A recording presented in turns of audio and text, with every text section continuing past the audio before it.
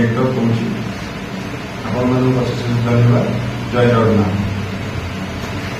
मुझे 2026 मसीह प्रथम बैच पिला परीक्षा देते कैरियर फोकस कॉलेज जे से रिजल्ट आपको रिप्रेजेंट करने चाहूँगी। Paraspur college career focus college देखो 16 जन पिला 90% अधिका मार्क रखते 16 जन जाक पिला दशम परीक्षा कम मार्क रखते एकाडेमिक कैरियर 500 रु ऊर्ध्व मार्क 34 जन पिला रखिंट 480 मार्क माने 80% अधिका मार्क 54 जन 44 जन पिला रखी पास आउट होती कैरियर फोकस प्रथम रिजल्ट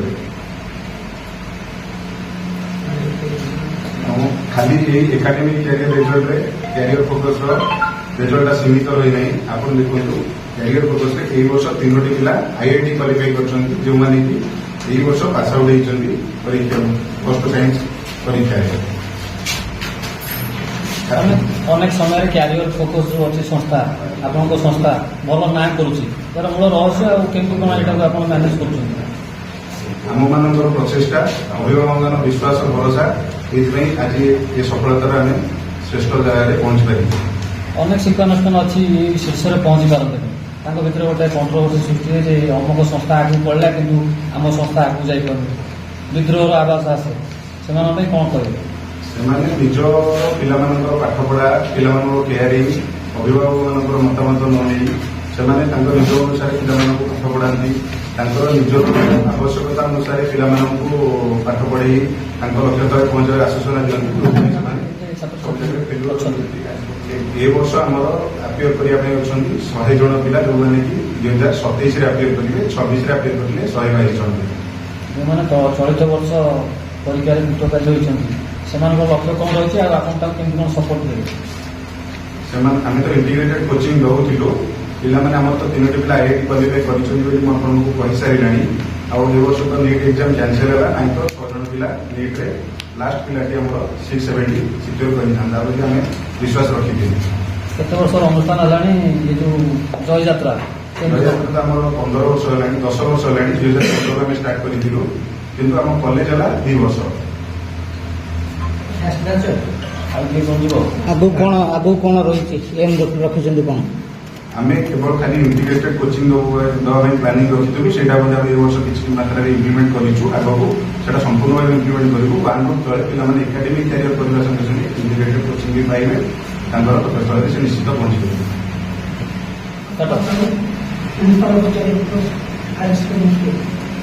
आपन अनुष्ठान आज सक्सेस होती अनुष्ठान में अध्ययनरत छात्र छात्री भल नंबर रखिकी सारा ओडिशा रे चहल सृष्टि करछथि यार रहस्य कौन रही है केमती आप हैंडल कर रहस्य कहले आम सिस्टम अच्छी जोटा कि आमको समस्त फलो कर चाहिए समस्त फलो कर आम क्या फलो करें आम केमी परीक्षा करूँ क्वेश्चन कौन रोचे मैंने फलो कर आम के फलो कर आ सिक्रेट समझ कमी रिजल्ट करूँ फिर भी ये जानी जे पिला से लेवल नौ जो पिला परिश्रम करुँच कहीं से बंडिंग आम अच्छे आम टीचर मान हाई क्वालिटी टीचर मैंने लो ग्रेड टीचर आम आणु बहुत हाई क्वालिटी टीचर आणुचु से आम प्राइस स्ट्रक्चर सब अधिका थाए जेहेतु आम टीचर भल क्वालिटी टीचर आम मेंटेन करूँ क्वालिटी मेंटेन ही क्वालिटी प्रडक्ट बाहर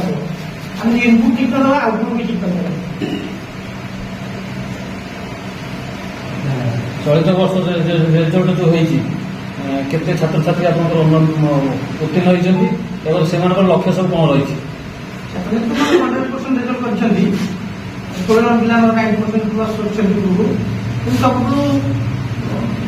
टपर है कॉलेज सुविधा मानती 580 को रखी आगुरी पिला रखी माने माने ओडिशा रेकर्ड कहते मत लगुच मैंने 97 ग्रेजुएशन मुझे स्टार्ट कॉलेज आम बेटे रेजल्ट था कि आजकल देखी 365 पिला मैंने 556 रख मैंने आउट ऑफ इमेजिन जोटा आम कल्पना भी करूँ आम कल्पना आम करूँ कि जोटा कि सोसाइटी कल्पना करने कष्ट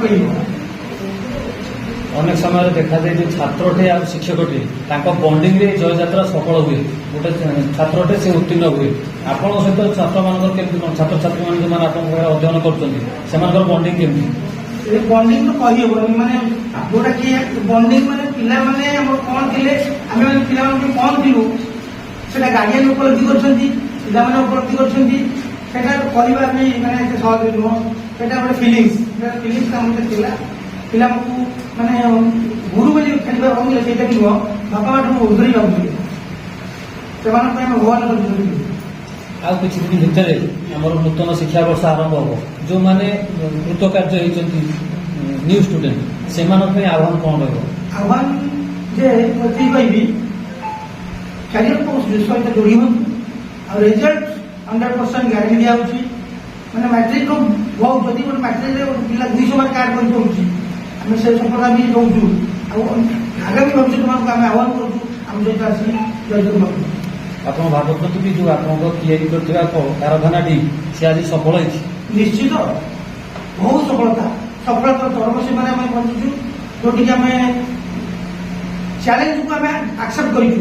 ଆମ ଅଞ୍ଚଳରେ ଯେଉଁ ଆମକୁ ଚ୍ୟାଲେଞ୍ଜ ଦେଉଥିଲେ, ଏ କଲେଜ ନୂଆ କଲେଜ କ'ଣ କରିବେ, କିଛି ନାହିଁ, ଏତେ କମ୍ ଏଜର ପିଲା ଭାଙ୍ଗିଯିବ, ଏମିତି ବି ଆମେ ଶୁଣିଛୁ।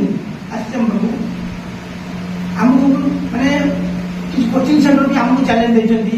ସେମାନେ ଜାଣିପାରନ୍ତି ଆମେ କୋଚିଂ ସେଣ୍ଟର ଥିଲୁ, କିନ୍ତୁ ବର୍ତ୍ତମାନ ଆମର କଲେଜ ହେଇଛି। ଯେତେବେଳେ ଆମେ ନିଶ୍ଚିତ ଆମର ଆଜି ଆମର ଯେଉଁ ସଫଳତା ସେଟା ସ୍ପେଶାଲ ଆମର, ଆଗରୁ ଅଲଗା କଲେଜର ସଫଳତା ଥିଲା, କିନ୍ତୁ ଆଜି ଆମର ଯେଉଁ ସଫଳତା ହେଇଛି ଆମ ନିଜର, ସେଥିପାଇଁ ଆମେ ବହୁତ ଗର୍ବିତ। ସରକାରଙ୍କ ତରଫରୁ ବିଭିନ୍ନ ଶିକ୍ଷକ ଅଛନ୍ତି ଯେଉଁମାନେ କି ସରକାରୀ ଦରମା ନେଇ ଲକ୍ଷାଧିକ ଟଙ୍କା ଦରମା ନେଇ ତାଙ୍କ ଛାତ୍ରଟାକୁ ସଫଳ ରାସ୍ତା ମାର୍ଗଦର୍ଶନ କରିପାରୁନାହାନ୍ତି, କିନ୍ତୁ ଆପଣ ଅତି ସ୍ୱଳ୍ପ ମୂଲ୍ୟରେ ଏମିତି ଆପଣ ଯେଉଁ ଜୟଯାତ୍ରା କରୁଛନ୍ତି, କ'ଣ କହିବେ? এইটা କହିବାକୁ ଗଲେ ଗୋଟେ ଆମର ଆମ ଓନର, ଆମର ଚେୟାରମ୍ୟାନ୍, ଡାଇରେକ୍ଟର, ଏମାନଙ୍କୁ ସବୁ ଗୋଟେ ଏଜୁକେସନ ଆଗକୁ ଗୋଟେ ପ୍ୟାସନ, ମାନେ ମଜା ଲାଗେ ସେମାନଙ୍କୁ, ବହୁତ ମଜା ଲାଗେ। ଯେ ଆଇ ପଇସାଟା ଗୋଟେ ବଡ଼ ଜିନିଷ, ଆମେ କେବେ ବି କେୟାର କରିନାହାନ୍ତି। ଯେହେତୁ ମୁଁ ଏଠି 15 ବର୍ଷ ରହିଲି, ଷ୍ଟାର୍ଟିଂରୁ ମୁଁ ଦେଖୁଛି ଏମାନଙ୍କୁ କିଛି ନାହିଁ, ଛୁଆ ଆସିଲେ କରିଦେବ, କିଛି ଟେନସନ ନାହିଁ। ମାନେ ବିନା ଦ୍ୱିଧାରେ ପିଲା ଘରକୁ ଯାଇନି କାର୍ଡ ଲଗା ନେଇ ଛାଡ଼ି ଦିଏ, କାହାର ପଇସା ନେଇ ଫ୍ରି ଅଫ୍ କଷ୍ଟ ପଢା, କିଛି ଅସୁବିଧା ନାହିଁ। ସେମାନଙ୍କୁ କେବେ ଆସିନି କି ଆସିବେ ବି ନାହିଁ, ଯୋଉଥିପାଇଁ ଆମେ ସେଠି ସକ୍ସେସ୍।